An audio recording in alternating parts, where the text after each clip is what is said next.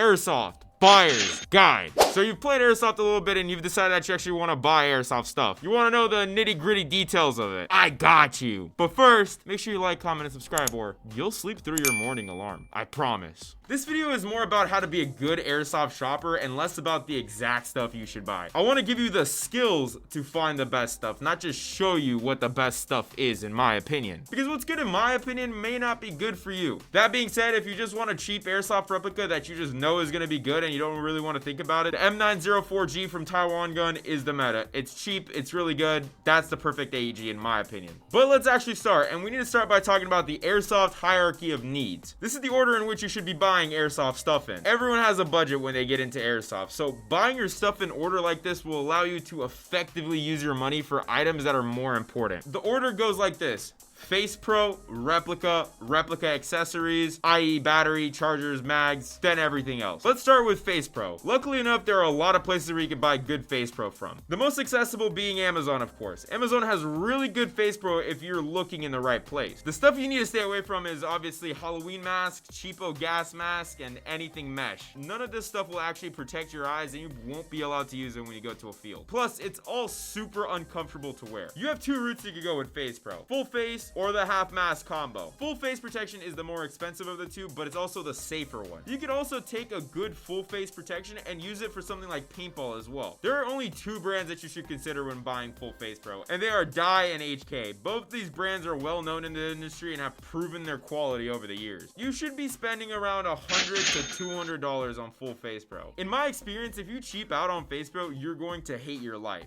You will fog like crazy, so bad that you will not be able to play. So don't make the mistake I did. Buy a good quality Face Pro. Also, stay away from the expensive cosplay Airsoft masks. Sure, they look cool, but they're super uncomfortable and they fog like crazy as well. The half mask combo is superior in my opinion. It's cheaper, it's more comfortable, and you have a lot more options. But you can't use the half mask combo in paintball. What do I mean when I say half mask combo? I mean goggles and some sort of mouth protection. I lost a freaking tooth because I thought goggles were enough. Don't make that mistake. Get something to cover your mouth as well. When it comes to goggles, there are a lot of great cheap options on Amazon. Make sure they're actually full seal though, because if they're not, you won't be allowed to play. Also, when looking for any eye pro, check that they are ANSI certified, because that means they'll protect your eye from a BB. You can find a good pair of goggles for 20 to 40 bucks on Amazon. A mesh half mask is the best lower you could get. They're super breathable and you can find them for 15 to 20 bucks. Stay away from neck gaiters. I know. Or anything that will block your breathing, because that's going to cause you to fog when you're actually playing. A good quality half mask combo could run you about $40. Make sure though, when you're buying your half mask combo, that you're not buying it packaged together. Buy it separately, because the ones that are packaged together are usually not the best quality. Now that you kind of got the gist of buying Face Pro, let's talk about buying a replica. Buying a replica is a little more involved than Face Pro. First off, stay away from Amazon. There is a lot of hot, overpriced garbage on there when it comes to Airsoft replicas. You should be using Airsoft specific websites like Airsoft GI, Evike, Taiwan Gun when you search for an Airsoft replica. For your first legit Airsoft replica, you should be buying an AEG, which stands for automatic electric gun. There's also the option of HPA, which is gas, and it's honestly too complex and expensive to get for your first replica. And there's also the spring snipers / shotguns, which are literally the most unfun Airsoft replicas that you could buy, especially for your first replica.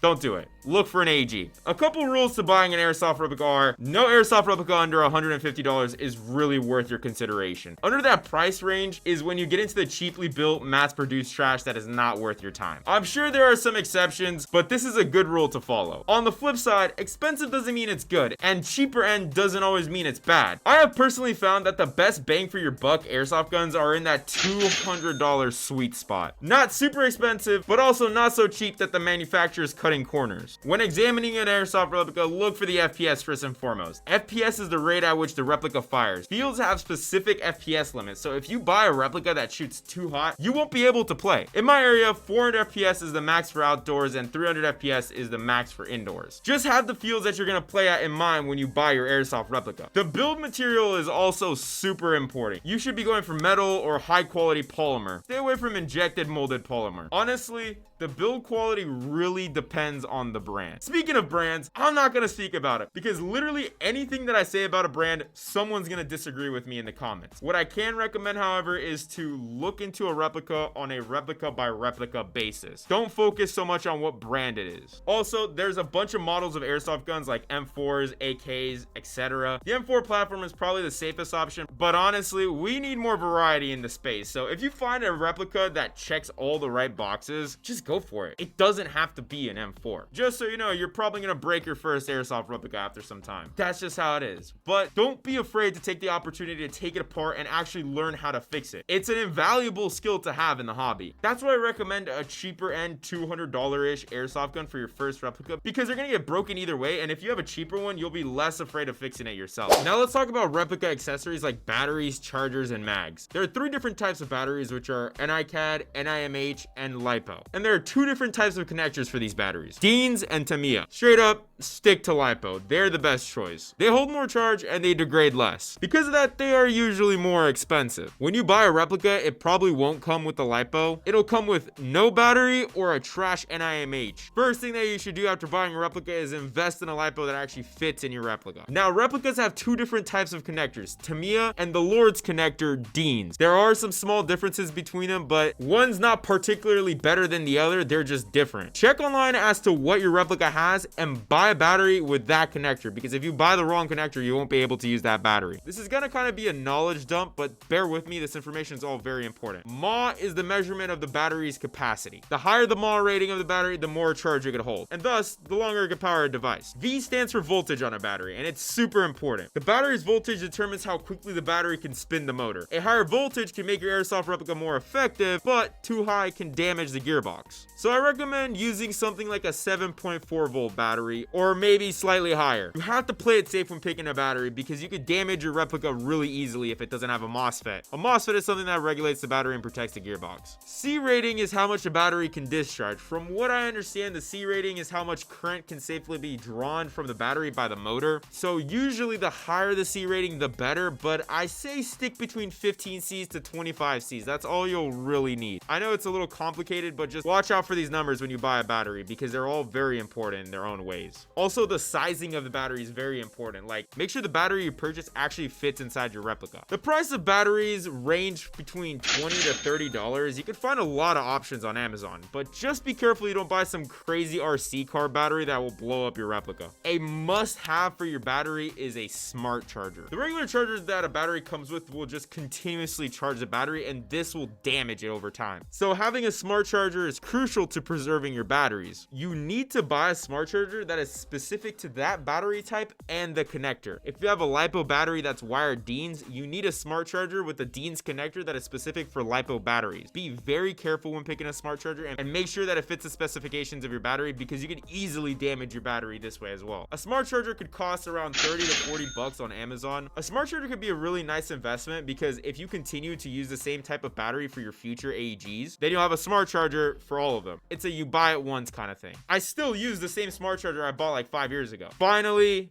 mag. You need to buy mags that are specific to your replica. AK mags are for AKs, M4 mags are for M4. There are some minor brand discrepancies, but usually mags for that model of replica are interchangeable.